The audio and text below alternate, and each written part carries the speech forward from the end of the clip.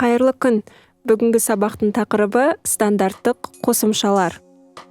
Бүгінгі сабақта төмендегі қосымшаларды анықтаймыз.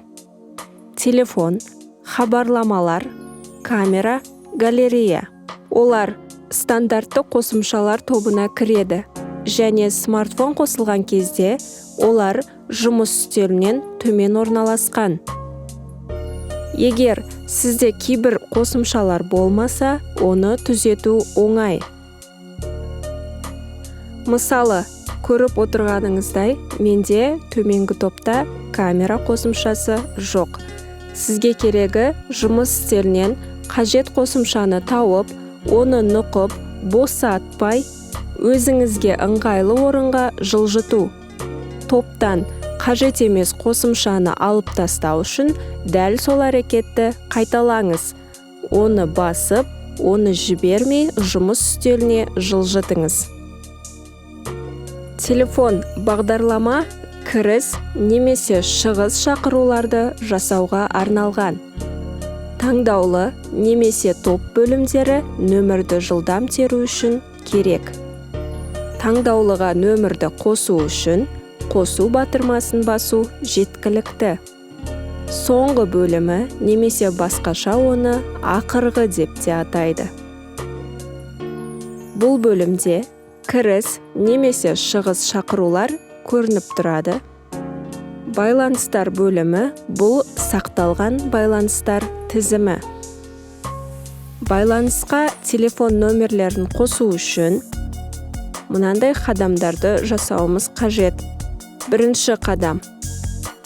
Нөмірді сандық пернетақтада теру. Екінші қадам. Байланысты құру батырмасын басу.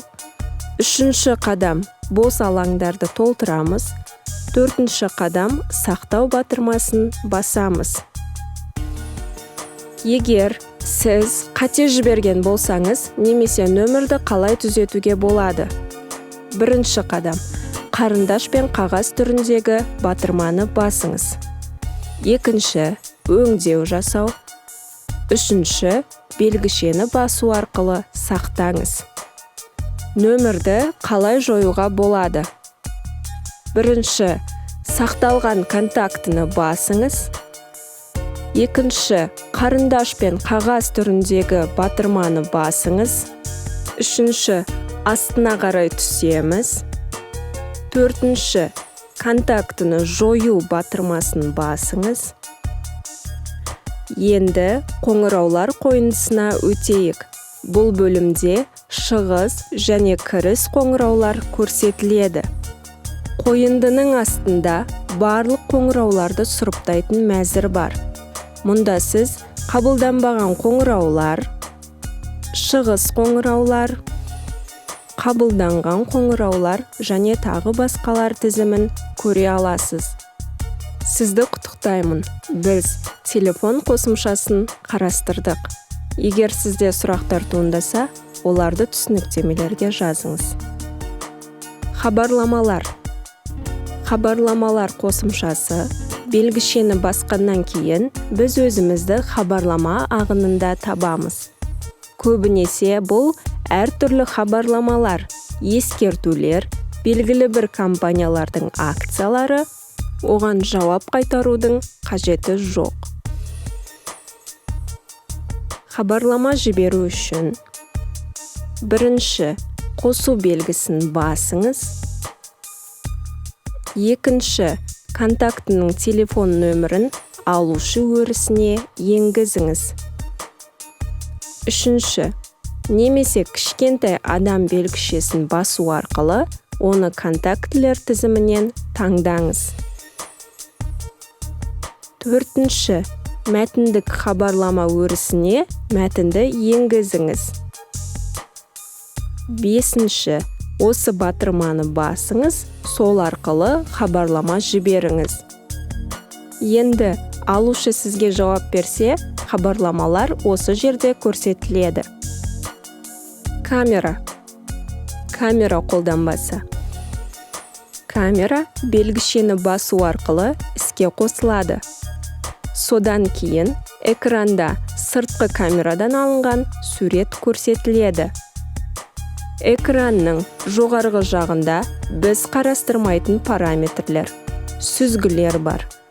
Назар аударуға болатын жалғыз нәрсе бұл фонарь.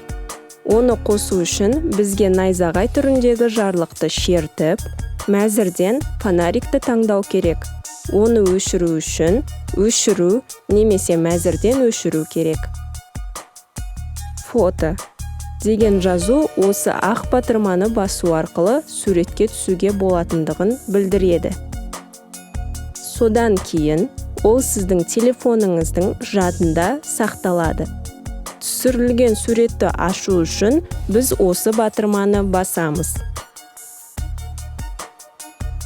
Енді қажет болса жібере аламыз, өңдей аламыз немесе жоя аламыз. Осы түймені басу арқылы біз алдыңғы камераны қосамыз, оның көмегімен біз селфи жасай аламыз. Бейнені қалай түсіруге болады? Осы аймақта саусағыңызды экран арқылы жеңіл жылжыту арқылы біз бейне қосындысына жетеміз. Енді біз бейне клип түсіре аламыз. Оны тоқтату және сақтау үшін осы батырманы басыңыз. Түсірілген бейне клипті ашу үшін осы батырманы басыңыз. Енді қажет болса жібере аламыз, өңдей аламыз немесе жоя аламыз. Сізге тағы не керек? Егер сіз кейбір фотосуреттерді көргіңіз келсе, галерея белгішесін басыңыз. Содан кейін сіз смартфоныңыздағы барлық суреттерді көруге барасыз.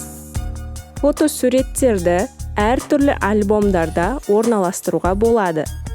Бірінші, альбомдар қойындысына оны басу арқылы өтіңіз.